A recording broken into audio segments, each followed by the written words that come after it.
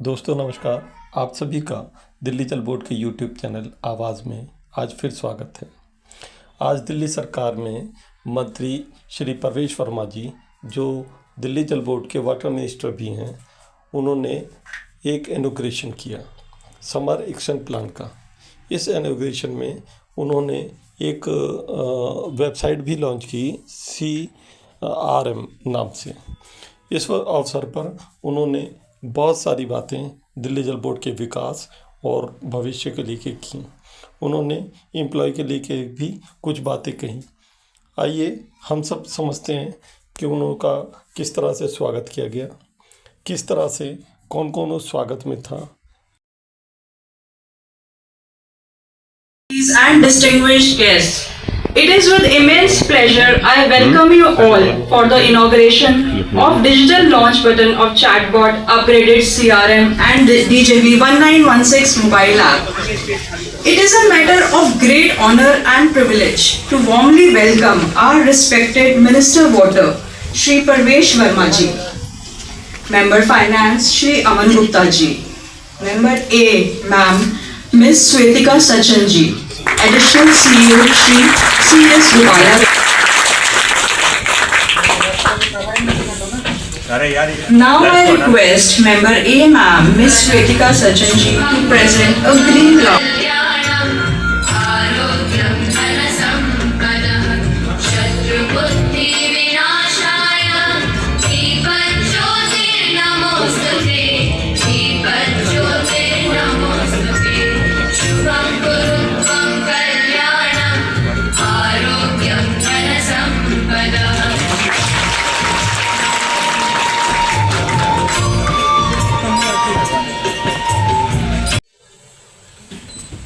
CRM के मार्फत हमने एक इनिशिएटिव शुरू की थी। समय के साथ जो छोटी सी जो CRM बनाई थी, उसके अनुभवों को देखते हुए कुछ समय बाद हमने Indian institute of information technology Delhi के मदद से आज हमारे बीच प्रोफेसर राजीव रत्न वर्मा जी बैठे हुए हैं, रोहन बैठे हुए हैं। इन लोगों की मदद से हमने CRM बनाया था और उस CRM में फिर द्वारा सर ये जो फैसिलिटी है सर ग्रीवेंस रिड्रेसल मैकेनिज्म का, उसका मंत्री जी, माननीय मंत्री जी का भी उद्घाटन करेंगे।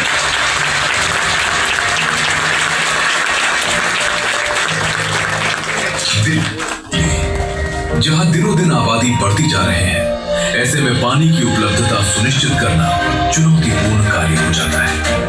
नागरिक की अपेक्षा ऐसी सर्विसेज की होती है जो सिंपल, फास्ट और ट्रांसपेरेंट हो।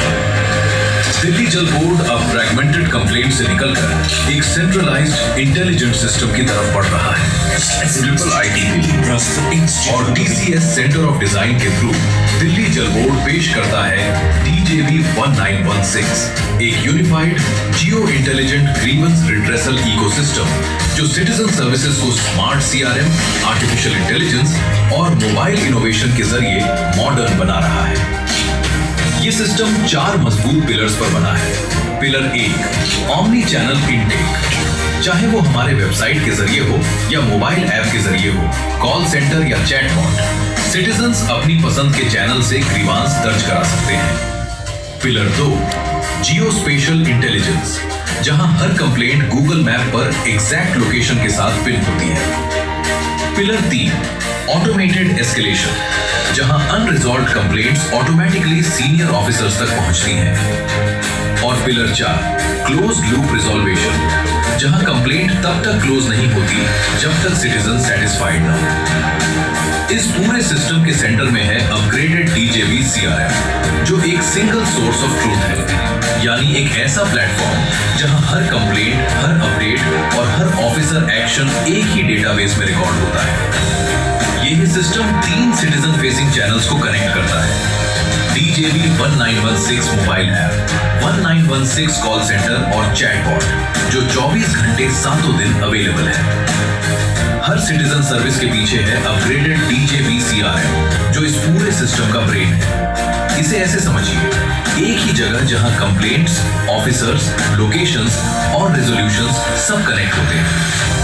अब CRM पहले से 3 गुना तेज है। जो काम पहले 2 मिनट लेता था अब सिर्फ 30 सेकंड में हो जाता है। ये प्लेटफॉर्म सिटीजन डेटा को सेंट्रलाइज करता है। नाम,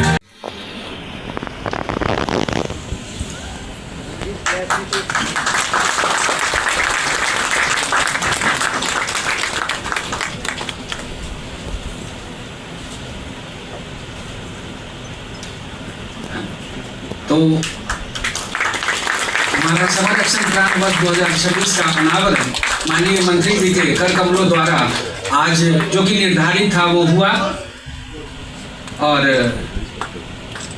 ये हमारे लिए बहुत ही अपार और खुशी की बात है।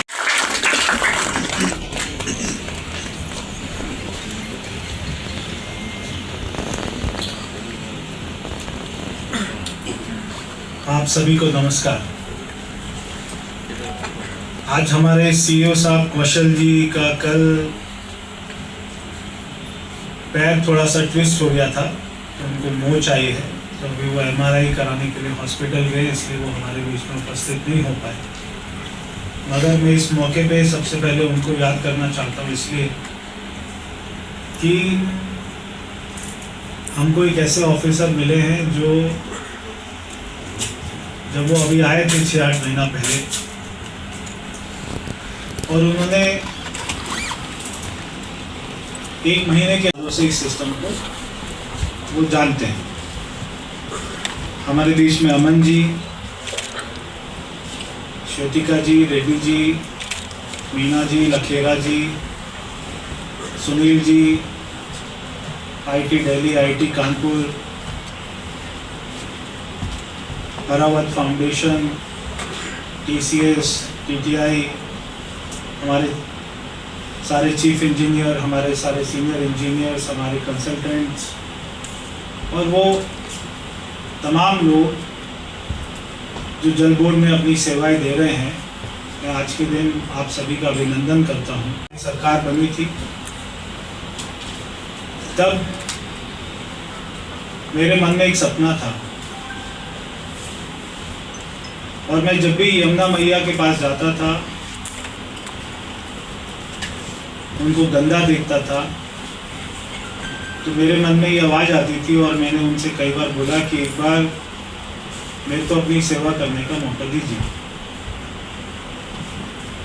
और मेरे को यही विभाग मिल गया, ऐसा मैंने कभी सोचा नहीं था।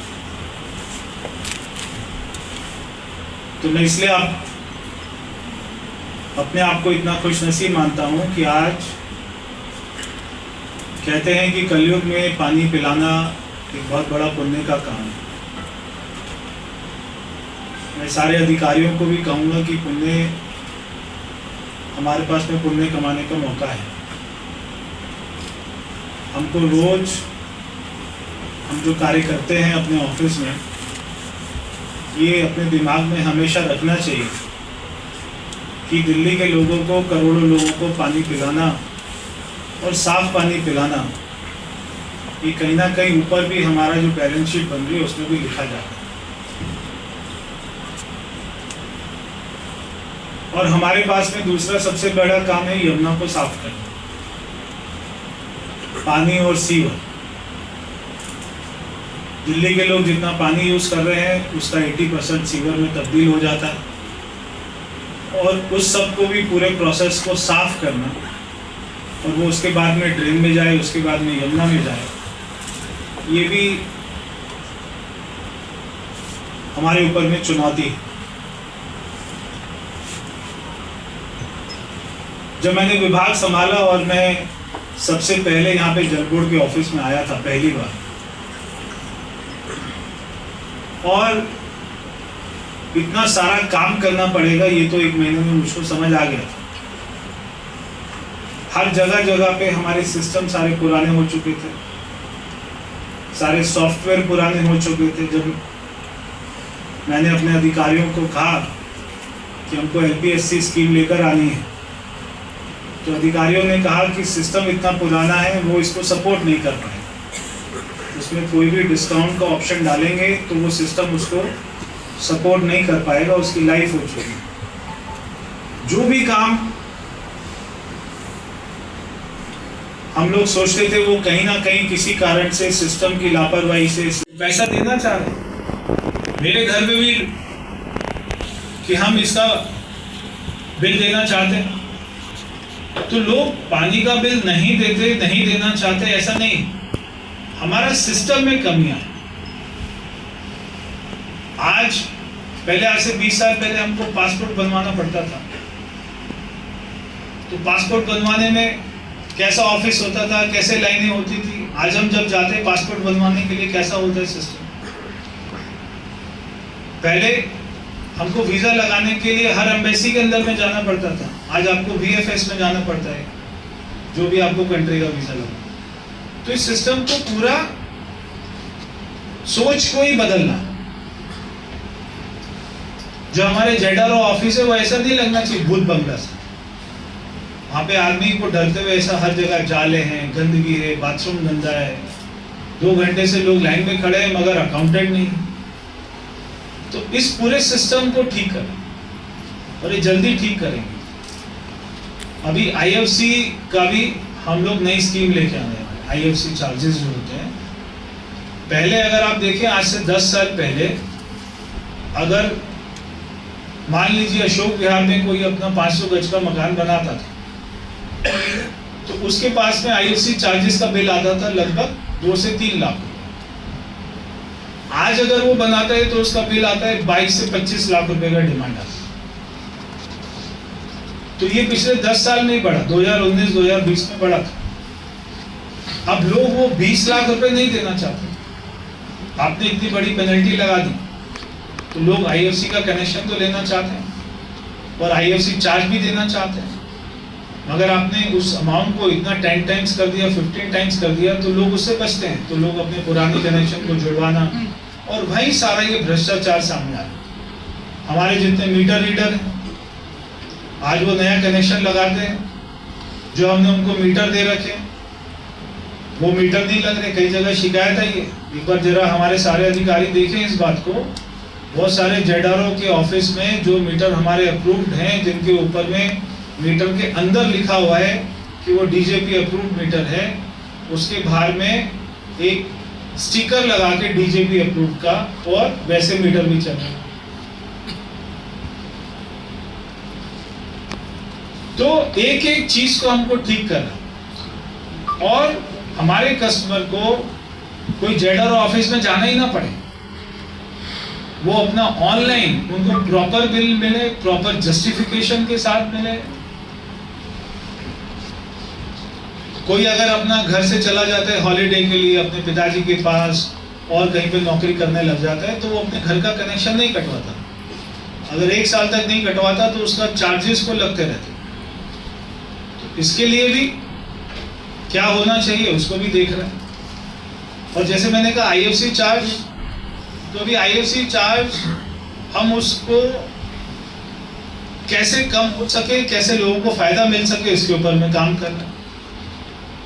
मगर इसके ऊपर में काम करने का जो टाइम लग रहा है, लोगों के घर तो आज भी बन रहे हैं, उनको IFC चार्ज आज भी चाहिए। तो बहुत अच्छा, मेरे पास में अधिकारी आए, उन्होंने कहा कि जब तक हम नई स्कीम को नहीं लेकर आते, नई चार्जेस को नहीं लेके आते, उनका नोटिफिकेशन नहीं होता, तब तक चलता है। और हो सकता है कि हमारे जो नए चार्जेस हों उनमें 75% का ही डिस्काउंट हो सकता है। तो जो उन्होंने 25% जमा कराया है, उसी पे वो जो उनका अकाउंट है सेटल हो जाएगा। हमने अगर 70% कम किया तो उनसे 5% ले लेंगे। अगर हमने 80% कम कर दिया तो जो 5% उन्होंने एक्स्ट्रा दिया है वो उसके बिल में एडजस्ट कर देंगे। मगर हजारों घर ऐसे हैं दिल्ली में आज जो बन रहे हैं, मगर वो अपने IFC चार्जेस नहीं दे रहे हैं। कोई ना कोई सिस्टम को ही, हमारे सिस्टम से ही मिलकर और उसका कोई सॉल्यूशन निकाल लेते हैं, मगर ऐसा नहीं होना चाहिए। तो पूरा जो सिस्टम है वो कैसे मैनलेस हो, कैसे फेसलेस हो, धीरे धीरे इसके ऊपर में हम जाएंगे। और अभी हमारे जो नए लाइव टेंडर्स में से दिल्ली के लाखों घरों का सेप्टिक टैंक को साफ करना, निश्चित ही धीरे धीरे हमको सफलता मिलेगी। तो आप सभी का, खास तौर पर मेरे मीडिया बंधुओं का आज के कार्यक्रम में आने के लिए और इस कार्यक्रम को कवर करने के लिए बहुत बहुत धन्यवाद।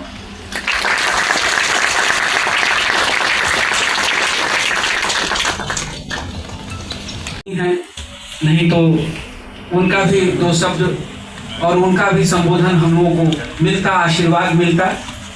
मैं इस अवसर पर माननीय सदस्य प्रशासन